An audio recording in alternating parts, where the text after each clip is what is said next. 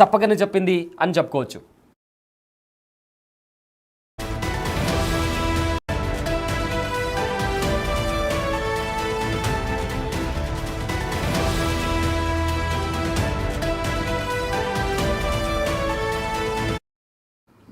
Right, breaking news చూస్తున్నారు. భారత్ ఇంకా పాకిస్తాన్ మధ్య సీజ్ ఫైర్ ఒప్పందం ఉన్నప్పటికీ కూడా పాకిస్తాన్లో ఇంకా భయం నెలకొంటూనే ఉంటుంది. అంటే ఇంకా పాకిస్తాన్ భయపడుతూనే ఉంది. దానికి కారణం న్యూక్లియర్ లీక్ జరిగిందా అన్న ఒక క్వశ్చన్ రైజ్ అవుతుంది. దీనికి సంబంధించి పాకిస్తాన్లోని కిరాణా హిల్స్లో కూడా అక్కడ చుట్టుపక్కల ఉన్న జనాలని కూడా ఇళ్లను ఖాళీ చేపించి వేరే సురక్షిత ప్రాంతాలకు కూడా తరలిస్తున్నారు. ఇప్పటికే రేడియేషన్ లీక్ అయిందా అవ్వలేదా కనిపెట్టడానికి అమెరికా నుంచి కూడా ఒక వెహికల్ కూడా, ఒక ఎయిర్ క్రాఫ్ట్ కూడా పాకిస్తాన్లోని కిరాణా హిల్స్కి చేరుకొని అక్కడ రేడియేషన్ లీక్ అయిందా, న్యూక్లియర్ లీక్ అయిందా లేదా అని దాని గురించి కూడా ఇప్పటికే ఎగ్జామిన్ చేసినటువంటి పరిస్థితి కనిపిస్తుంది. సో మొత్తం మీద కూడా పహల్గామ్ ఉగ్రవాద దాడి జరిగిన తర్వాత భారత్ ఇంకా పాకిస్తాన్ మధ్య టెన్షన్ వాతావరణం నెలకొంది. ఈ నేపథ్యంలో భారత్ ఆపరేషన్ సింధూర్ చేపట్టింది. ఈ ఆపరేషన్ సింధూర్లో భాగంగా 11 ఉగ్రవాద స్థావరాలపైన భారత్ దాడి చేసిన తర్వాత అక్కడ చాలామంది ఉగ్రవాదులు చనిపోయారు. ఆ తర్వాత పాకిస్తాన్ కూడా రిటాలియేట్ చేసింది. ఇక్కడ భారత్ వైపు రిటాలియేట్ చేసిన నేపథ్యంలో చాలామంది అమాయకులు చనిపోయారు. అయితే అప్పుడు భారత్ మేము కేవలం మిలిటరీ స్థావరాలపైన కాకుండా ఉగ్రవాద స్థావరాలపైనే అటాక్ చేశాము, కానీ పాకిస్తాన్ ఉగ్రవాదులకు సహాయం అందించి ఏదైతే జరిగిందో దాన్ని ఓన్ చేసుకుంది. ఇప్పుడు ఇంతకుముందు భారత్ ఇంకా ఉగ్రవాదుల మధ్య గొడవని తాము ఓన్ చేసుకొని భారత్ ఇంకా పాకిస్తాన్ లాగా మార్చేసింది అని చెప్తూ భారత్ కూడా చాలా ప్రదేశాల్లో రిటాలియేట్ చేస్తూ డ్రోన్స్తో, మిజైల్స్తో పాకిస్తాన్లో అటాక్ చేసింది. ఇలా అటాక్ చేస్తున్న నేపథ్యంలో భారత్ పాకిస్తాన్కి సంబంధించిన ఎయిర్ బేసెస్ పైన కూడా అటాక్ చేసింది. అదే నేపథ్యంలో పాకిస్తాన్లో ఉన్న కిరాణా హిల్స్లో కూడా భారత వైమానిక దళాలు కూడా అటాక్ చేశాయి. అది ఇక్కడ పాయింట్ ఏంటి అంటే కిరాణా హిల్స్లో పాకిస్తాన్కి సంబంధించిన అణుబాంబులకు సంబంధించి ఏవైతే వెపన్స్ ఉంటాయో అవన్నీ ఆపరేట్ చేసే ఒక ప్లేస్ కూడా ఈ కిరాణా హిల్స్ అనే కొండల్లో కూడా పాకిస్తాన్ ఏర్పాటు చేసుకుంది. అక్కడ చాలా పెద్ద మొత్తంలో పేలుడు సంభవించినా కూడా వాటికి ఎలాంటి ప్రమాదం వాటిల్లకుండా పెద్ద పెద్ద గోడలు కావచ్చు, స్వరంగాలను కావచ్చు అక్కడ పాకిస్తాన్ నిర్మించింది. సో ఈ నేపథ్యంలో అక్కడ భారత వైమానిక దళాలు మిజైల్స్తో, బాంబులతో దాడి చేసినప్పుడు కిరాణా హిల్స్లో కూడా బాంబు దాడి జరిగింది. సో ఈ నేపథ్యంలో న్యూక్లియర్ బాంబులకు సంబంధించి ఆ రేడియేషన్ ఏమైనా లీక్ అయిందా అనే పెద్ద చర్చ నడుస్తుంది. అంతర్జాతీయంగా కూడా ప్రజెంట్ ఇదే చర్చ నడుస్తుంది. కిరాణా హిల్స్ అనే ప్రదేశం పేరు ఇప్పుడు సోషల్ మీడియాలో కూడా నెటిజన్స్, గూగుల్లో కావచ్చు, ఇతర సోషల్ మీడియా మాధ్యమాల్లో కావచ్చు, నెటిజన్స్ ప్రజెంట్ ఆ కిరాణా హిల్స్కి సంబంధించి సర్చ్ చేస్తున్నారు. సో ప్రజెంట్ మీరు బిగ్ టీవీ స్క్రీన్ పైన 2 విజువల్స్ చూస్తున్నారు. ఒకటి కిరాణా హిల్స్కి సంబంధించి అక్కడ ఎవరైతే స్థానికులు ఉన్నారో ఆ చుట్టుపక్కల ఉన్న వాళ్ళందరినీ కూడా ఖాళీ చేపించి ఆ ఊర్లో ఏ ఒక్క మనిషి కూడా లేకుండా కంప్లీట్గా ఊరు మొత్తాన్ని కూడా ఇతర సురక్షిత ప్రాంతాలను కూడా తరలించారు. అయితే దాన్ని షూట్ చేసి ఆ విజువల్స్ని సోషల్ మీడియాలో కూడా, అంతర్జాతీయ మీడియాలో కూడా ప్రజెంట్ ఆ విజువల్స్ కూడా వైరల్గా మారాయి. ఇంకో విజువల్లో మీరు కిరాణా హిల్స్కి సంబంధించిన మ్యాప్ ఫుటేజ్ చూస్తున్నారు. ఏదైతే బ్లూ కలర్డ్ మీకు ఏరియా కనిపిస్తుందో అది కిరాణా హిల్స్కి సంబంధించిన ఏరియా. అక్కడే పాకిస్తాన్ తన ఆయుధాలకు సంబంధించి నిర్వహణ చేపట్టే ఒక ప్లేస్ని కూడా అక్కడ కన్స్ట్రక్ట్ చేసి చాలా సీక్రెట్గా అక్కడ ఆపరేట్ చేస్తుంది. అక్కడ పాకిస్తాన్కి సంబంధించిన మిలిటరీకి సంబంధించిన వాళ్ళు, హైయర్ ఆఫీషియల్స్ కూడా అక్కడే భేటీ అవుతుంటారు. మొత్తం మీద కూడా పాకిస్తాన్ అక్కడి నుంచి ఆయుధాలను కూడా అక్కడే సేఫ్ గార్డ్ చేసిందని కూడా ఇప్పటికే వస్తున్న సమాచారం. అలాంటి ప్రదేశాల్లో భారత్ దాడి చేసిందని చెప్పి ఇప్పటికే ఒక వార్త బయటకు వస్తుంది. అయితే ఆపరేషన్ సింధూర్ దాడికి పాకిస్తాన్ నిలవలేకపోయింది. ఇప్పటికీ కూడా పాకిస్తాన్లో టెన్షన్ వాతావరణం, భయం నెలకొంది. అయితే ఇన్నాళ్ళు మేము గొప్ప మిలిటరీ శక్తిగా భావిస్తూ వచ్చిన, అంటే ఇన్నాళ్ళు మేము చాలా గొప్ప వాళ్ళం, మా దగ్గర అణుబాంబు ఉంది, మేము ఇది అని చెప్పి చాలా గొప్పలుగా చెప్పుకుంటున్న పాకిస్తాన్ మిలిటరీ ప్రజెంట్ భారత్ చేసిన దాడుల తర్వాత పాకిస్తాన్ స్థాయి ఏంటో చాలా క్రిస్టల్ క్లియర్గా అర్థమవుతుందని చెప్పుకోవచ్చు. అయితే పాకిస్తాన్ వ్యాప్తంగా అన్ని ప్రధాన నగరాలపై భారత్ దాడులు చేసింది. పాకిస్తాన్లోని ఎయిర్ బేస్లను కూడా భారత్ లక్ష్యాలు చేసుకొని భీకర దాడి చేసింది. అయితే ఒకప్పుడు ఓ సమాచారం పాకిస్తాన్లో ప్రజెంట్ ఇప్పుడు ఒక సమాచారం పాకిస్తాన్లో వణుకు పుట్టిస్తుందని తెలుస్తుంది. అదే పాకిస్తాన్ అణుస్థావరాలపై భారత బ్రహ్మోస్తో దాడులు చేసినట్టు తెలుస్తోంది. అయితే బ్రహ్మోస్ దాడికి పాకిస్తాన్కి సంబంధించిన ఏవైతే ఆయుధాలు ఉంటాయో న్యూక్లియర్ వెపన్స్ దాని నుంచి రేడియేషన్ లీక్ అవుతున్నట్లు కూడా సమాచారం వచ్చింది. దీని కారణంగా పాకిస్తాన్ అమెరికా కాళ్ళు పట్టుకొని భారత్ని కాల్పుల విరమణకు ఒప్పించాలని కూడా ప్రాధేయపడినట్లు తెలుస్తోంది. అయితే శనివారం తెల్లవారుజామున అంటే మే 9 ఇంకా 10వ తేదీ ఆ టైంలో పాకిస్తాన్లోని ఆర్మీ హెడ్ క్వార్టర్స్ ఉన్న రావల్పిండిలో నూర్ ఖాన్ ఎయిర్ బేస్ పై భారత్ బ్రహ్మోస్తో దాడి చేసినట్టు తెలుస్తుంది. రక్షణ మంత్రి రాజ్నాథ్ సింగ్ మాటలు కూడా భారత్ పాకిస్తాన్ పై బ్రహ్మోస్తో దాడి చేసినట్టు కూడా ఆయన చెప్పడం జరిగింది. అయితే నూర్ ఖాన్ బేస్ దగ్గర అండర్ గ్రౌండ్లో న్యూక్లియర్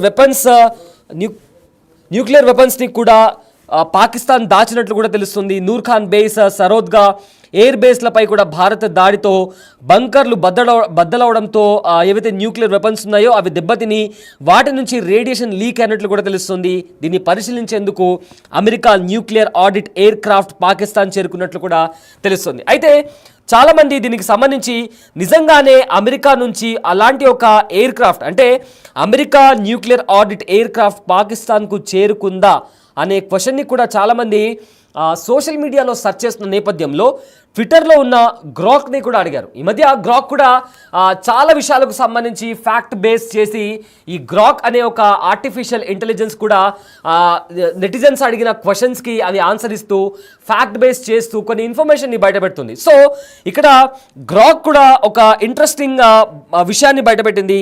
సో గ్రాక్ ఏం చెప్తుందంటే గ్రాక్ ఇచ్చిన ఒక రిపోర్ట్ ప్రకారం వాస్తవానికి అంటే ఇండియా తెలిసి దాడి చేసిందా తెలియక దాడి చేసిందా అనే విషయాన్ని పక్కన పెడితే ఏదైతే అమెరికాకి సంబంధించి America nuclear audit air craft పాకిస్తాన్కి చేరుకుందా లేదా అనే క్వశ్చన్ని జనాలు గ్రాక్ని అడిగినప్పుడు గ్రాక్ చెప్పిన విషయం ఏంటంటే అవును అది వాస్తవమే, అమెరికాకి సంబంధించిన ఒక ఎయిర్ క్రాఫ్ట్ అక్కడ న్యూక్లియర్ రేడియేషన్ లీక్ అయిందా అవ్వలేదా అని తెలుసుకోవడానికి ఖచ్చితంగా అమెరికా నుంచి ఒక ఎయిర్ క్రాఫ్ట్ అయితే వచ్చిందని కూడా గ్రాక్ ఈ నేపథ్యంలో చెప్పడం జరిగింది. అయితే మే 12న అదే 10 ఇంకా 9వ తేదీ ఇంకా 10వ తేదీ తర్వాత ఈ దాడి జరిగిన తర్వాత ఎప్పుడైతే న్యూక్లియర్ రేడియేషన్ లీక్ అయిందా అవ్వలేదా అనే ఒక ఊహాగానం వచ్చినప్పుడు ఒక క్వశ్చన్ రైజ్ అయినప్పుడు భయపడిపోయిన పాకిస్తాన్ వెంటనే అమెరికాకు చేరుకుని అక్కడ అమెరికా కాళ్ళు పట్టుకొని భారత్ను సీజ్ ఫైర్కి ఒప్పించాలని కూడా ప్రాధేయపడినట్లు చాలా స్పష్టంగా తెలుస్తుంది. దానికి ప్రూఫే ఈ ఎయిర్ క్రాఫ్ట్ పాకిస్తాన్కి చేరుకోవడం. ఇంకో ప్రూఫ్ కూడా CNN నుంచి వస్తున్న ఒక వార్త ఏంటంటే సిఎన్ఎన్లో కొంతమంది ఎక్స్పర్ట్స్ కూర్చొని మాట్లాడుతున్నప్పుడు ఒక ఎక్స్పర్ట్ చెప్పిన మాట ఏంటంటే భారత్ ఖచ్చితంగా అక్కడ దాడి చేసింది అండ్ ఆల్సో అక్కడ న్యూక్లియర్ వెపన్స్ ఉన్నాయని కూడా CNN ఇంటర్నేషనల్ మీడియా సంస్థ అయిన సిఎన్ఎన్లో కూడా ఒక ఎక్స్పర్ట్ కూడా మాట్లాడడం జరిగింది. సో ఈ నేపథ్యంలో ఆయన చెప్పిన విషయం ఏంటంటే అమెరికా నుంచి పాకిస్తాన్కి ఒక వాహనం వెళ్ళింది, అక్కడ న్యూక్లియర్ రేడియేషన్ లీక్ అయిందా లేదా అని తెలుసుకోవడానికి కూడా ఒక వాహనం అక్కడికి వెళ్ళినట్లు కూడా CNN ఇంటర్నేషనల్ మీడియా సంస్థ అయిన CNN ద్వారా కూడా ఒక వార్ ఎక్స్పర్ట్ అయిన ఒక మిలిటరీ ఎక్స్పర్ట్ అయిన ఒక పర్సన్ కూడా ఈ నేపథ్యంలో మాట్లాడడం జరిగింది. సో మొత్తం మీద చూసుకుంటే చాలా ప్రూఫ్స్ బయటకు వస్తున్నాయి. ఏదైతే ఈ ఎయిర్ బేస్ పైన అటాక్ చేసిన వాటి మీద చాలా ప్రూఫ్స్ బయటకు వస్తున్నాయి. శనివారం రోజున తెల్లవారుజామున పాకిస్తాన్లోని ఆర్మీ హెడ్ క్వార్టర్స్ పై ఉన్న రావల్పిండిలో నూర్ ఖాన్ ఎయిర్ బేస్ పై దాడి చేసింది. సో ఈ నేపథ్యంలో డిఫెన్స్ మినిస్టర్ రాజ్నాథ్ సింగ్ కూడా చెప్పడం జరిగింది. అయితే మే 10వ తేదీ తెల్లవారుజామున పాకిస్తాన్లోని మొత్తం 11 ఎయిర్ బేస్లను భారత్ కేవలం 90 నిమిషాల్లో నాశనం చేసింది. ఈ దాడిలో బ్రహ్మాస్ వాడినట్టు తెలుస్తుంది. ఈ ఎయిర్ బేస్లో సరోద్గా కావచ్చు తీవ్రంగా దెబ్బతిన్నట్టు తెలుస్తుంది. అయితే సరోద్గాకు సమీపంలో కర్నీ పర్వతాల్లో కూడా పాకిస్తాన్ న్యూక్లియర్ వెపన్స్ని దాచిపెడుతోంది. ఈ పర్వతాల్లోని అనేక స్వరంగాల్లో కూడా పాక్ వీటిని భద్రపరుస్తుంది. అయితే దీనిపై భారత్ దాడి చేసింది. ఈ దాడిలో కర్ని పర్వతాల్లోని గేట్ వద్ద భారత్ దాడి చేసినట్లు కూడా ఊహాగానాలు వినిపిస్తున్నాయి. అయితే ఇదే సమయంలో శనివారం రోజు తెల్లవారుజామున భూకంపం కూడా పాకిస్తాన్లో వచ్చింది.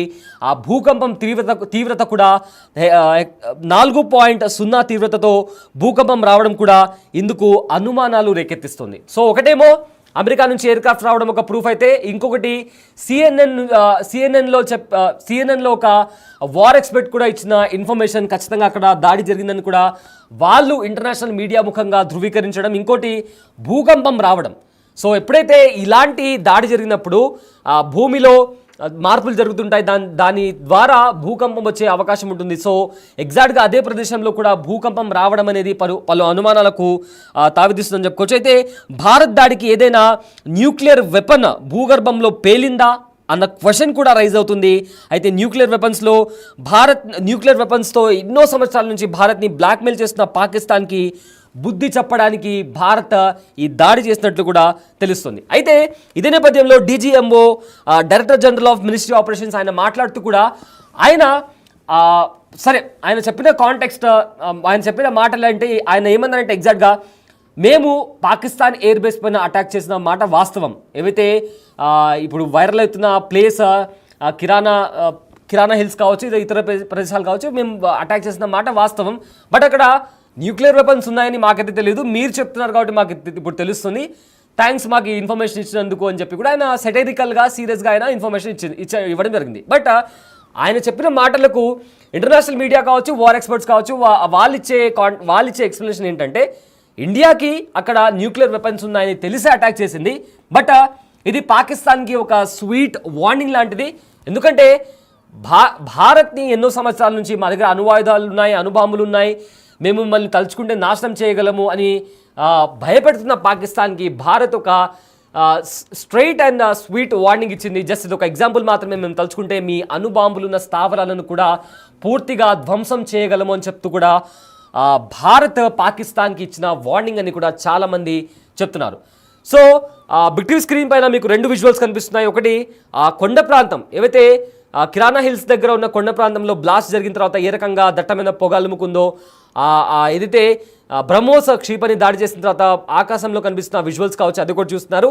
ఇంకోటి ఈ న్యూక్లియర్ రేడియేషన్ లీక్ అయిందా అని చెప్తున్న నేపథ్యంలో కిరాణా హిల్స్ చుట్టుపక్కల ప్రదేశాలు ఏవైతే ఉన్నాయో వాటన్నింటినీ కూడా అక్కడ ఉన్న జనాలను కూడా ఖాళీ చేసి సురక్షితమైన ప్రాంతాలకు తరలిస్తున్నటువంటి వీడియోస్ కూడా ప్రజెంట్ వైరల్గా మారాయి.